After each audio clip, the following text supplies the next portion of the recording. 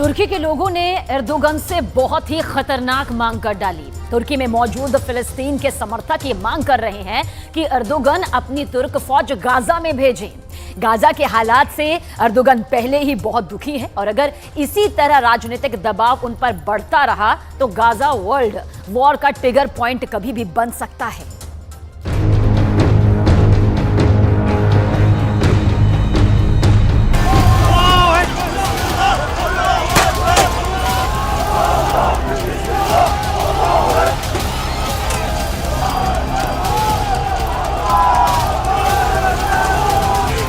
तुर्की की जनता सड़कों पर उतर आई है।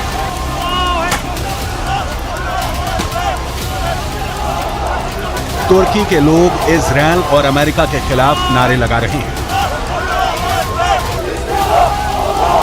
अगर विरोध प्रदर्शन सिर्फ यहीं तक होता तो बाइडेन और नेतन्याहू को इससे कोई फर्क नहीं पड़ने वाला था, लेकिन तुर्की के नाराज लोग जो फिलिस्तीन के लिए नारे लगा रहे थे,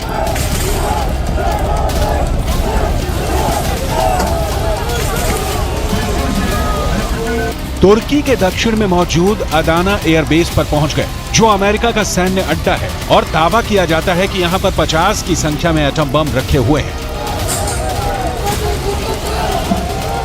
ये विरोध प्रदर्शन अदाना की सड़कों पर भी हो सकता था, लेकिन क्या जानबूझकर परमाणु बम वाले ठिकानों पर भीड़ का हमला करवाया जा रहा है?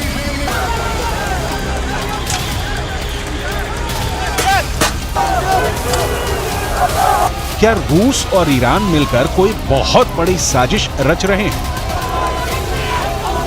या फिर इन परमाणु अड्डों पर कब्जा करके अमेरिका या फिर इजरायल के लोग नुकसान पहुंचाना चाहते हैं? यहां बहुत जबरदस्त विरोध प्रदर्शन हुआ है। साथ ही प्रदर्शनकारियों के नेता ने अमेरिका और इजरायल को चेतावनी भी दी है। Değerli kardeşlerim, biz burada Gazze'deki kadın ve çocuklar için masada elimiz güçlensin diye geldik. Gazze'deki kadın ve çocuklar için ara bir anlaşma yapılacak ve çocuklarla kadın çıkarılacaktı. Şimdi bunu yapanlar Gazze'deki kadın ve çocukların ölümüne sebep olacaklar. Hiç farkında değiller. खास बात यह है कि तुर्की के सिर्फ Adana ही नहीं बल्कि और भी कई शहरों में अमेरिका के खिलाफ विरोध प्रदर्शन हो रहे हैं, क्योंकि अमेरिका के विदेश मंत्री एंटनी ब्लिंकन तुर्की दौरे पर हैं और वो किसी तरह इजरायल और तुर्की के बीच बिगड़ते रिश्तों को संभालने की कोशिश में लगे हैं। लेकिन तुर्की के अंदर जहां से अमेरिका के विदेश मंत्री एंटनी ब्लिंकन का दौरा होना था, वहां पर हमास के प्रवक्ता अबू उबैदा की तस्वीरें लगाई गई थी ताकि अमेरिका को ये बताया जा सके कि आखिर तुर्की के लोग क्या चाहते हैं। इजरायल और फिलिस्तीन के कुछ अखबारों में तो यहां तक छपा है कि तुर्की के लोग ये मांग कर रहे हैं कि तुर्क सेना को गाजा के लोगों की रक्षा के लिए रवाना किया जाए। तुर्की के राष्ट्रपति तैयब एर्दोगन एक मंझे हुए राजनेता है, पब्लिक की नब्ज को समझते हैं, इसलिए उन्होंने तुर्की के इस्तांबुल में एक बहुत बड़ी रैली की थी और नेतन्याहू को आतंकवादी कहा। Ufkumuzun uzandığı her yerde kalplerini ve gözlerini bize çevirmiş kardeşlerimizin derdiyle dertlendiğimiz, yardım eli uzattığımız, gerektiğinde sınırlarımızı açtığımız kardeşlerimize yaptığımız gibi Gazze için de bugün olduğu gibi kıyamdayız. इस मौके पर बेहद चालाकी से अमेरिका ने ओहियो क्लास की अपनी परमाणु पनडुब्बी भूमध्य सागर में उतार दी है। अमेरिका की नौसेना ने बताया है कि उसकी ओहियो क्लास की एक परमाणु पनडुब्बी यूएस सेंट्रल कमांड के ऑपरेशनल एरिया में पहुंच गई है। कमांड ने सोमवार को सुएज नहर से गुजरते हुए इस परमाणु पनडुब्बी की एक तस्वीर भी प्रकाशित की है। आमतौर पे पनडुब्बियों की तैनाती को गुप्त रखा जाता है, क्योंकि जब तक वो दुश्मन की नजर में ना आएंगी तब तक ज्यादा प्रभावी रहेंगी। लेकिन बावजूद इसके अमेरिका ने ये ऐलान किया है कि उसकी पनडुब्बी भूमध्य सागर में तैनात है ताकि इजरायल के दुश्मनों में खौफ का माहौल पैदा हो। हालांकि अमेरिका की नौसेना ने ओहियो क्लास के इस परमाणु पनडुब्बी की पूरी पहचान का खुलासा नहीं किया है, लेकिन इस तरह की पनडुब्बियों में टॉम हॉक क्रूज मिसाइलें होती हैं। इन पनडुब्बियों में ट्राइडेंट 2 बैलिस्टिक मिसाइलें भी होती हैं, जो अमेरिका की परमाणु मिसाइल है और एक साथ कई वॉर हेड ले जा सकती है। अमेरिका की ताकत को तुर्की के राष्ट्रपति एर्दोगन भी जानते हैं और समझते हैं, और तुर्की नाटो का सदस्य भी है। लेकिन गाजा में जो हो रहा है उससे तुर्की के राष्ट्रपति एर्दोगन काफी ज्यादा दुखी है। İsrail tam 22 gündür açıkça savaş suçu işliyor. Şimdi İsrail, biz de seni savaş suçlusu olarak dünyaya ilan edeceğiz.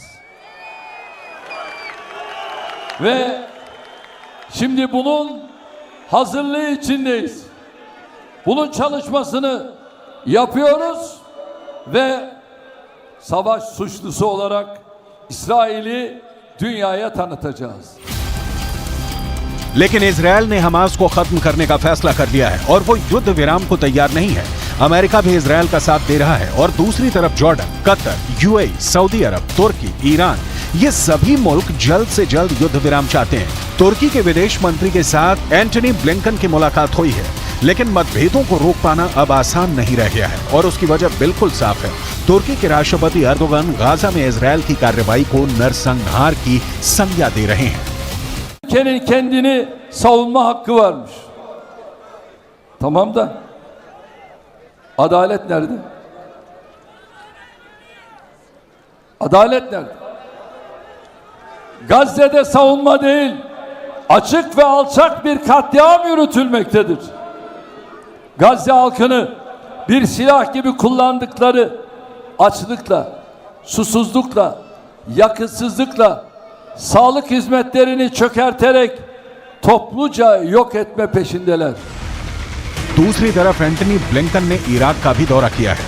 Iraq का दौरा अप्रत्याशित है क्योंकि इसकी पहले कोई योजना ही नहीं थी, लेकिन माना जा रहा है कि इराक के प्रधानमंत्री अल सुदानी से मिलने का फैसला ब्लिंकन ने इसलिए किया क्योंकि इराक और सीरिया के एयरबेस पर लगातार हमले हो रहे हैं।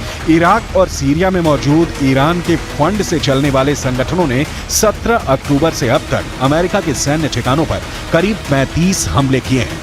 माना यह जा रहा है कि एंटी ब्लिंकन ने इराक के प्रधानमंत्री अल सुदानी के जरिए ईरान को संदेश भेजा है, क्योंकि ब्लिंकन से मुलाकात के फौरन बाद अल सुदानी ईरान गए हैं और उन्होंने वहां अमेरिका की तरफ से ईरान को ये बताया है कि अगर सीरिया और इराक में अमेरिका पर हमले नहीं रुके तो ईरान को इसकी भारी कीमत चुकानी पड़ेगी। हालांकि ईरान का रुख नरम होता नहीं दिख रहा है, क्योंकि ईरान के रक्षा मंत्री अशीत यानी ने कहा है कि अगर युद्ध विराम नहीं हुआ तो अमेरिका को बहुत बड़ा झटका झेलना पड़ सकता है। दूसरी तरफ इजरायल ने ये रणनीति बनाई है कि वो 7 अक्टूबर को हुए आतंकी हमले की तस्वीरें पूरी दुनिया को दिखाएगा ताकि उसके खिलाफ दुनिया में बन रहा माहौल कामयाब ना हो पाए। तुर्की के राष्ट्रपति इतने ज्यादा नाराज हैं कि उन्होंने अपना राजदूत भी इजरायल से बुला लिया है। तुर्की के विदेश मंत्रालय ने अपना राजदूत वापस बुलाते हुए ये कहा कि अब नेतन्याहू इस लायक नहीं कि उनसे बात की जाए। तुर्की के राष्ट्रपति के इन बयानों से समझा जा सकता है कि तुर्की के अंदर इस वक्त गाजा पर किस तरह की उथल पुथल मची हुई है।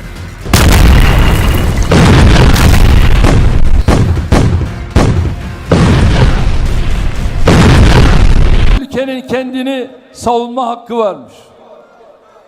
Tamam da adalet nerede? Adalet nerede? Gazze'de savunma değil, açık ve alçak bir katliam yürütülmektedir. Gazze halkını bir silah gibi kullandıkları açlıkla, susuzlukla, yakıtsızlıkla, sağlık hizmetlerini çökerterek topluca yok etme peşindeler. कुल मिलाकर अगर Gaza में ऐसे ही Israel बम बरसाता रहा तो पूरा waste Asia अस्थिर हो सकता है।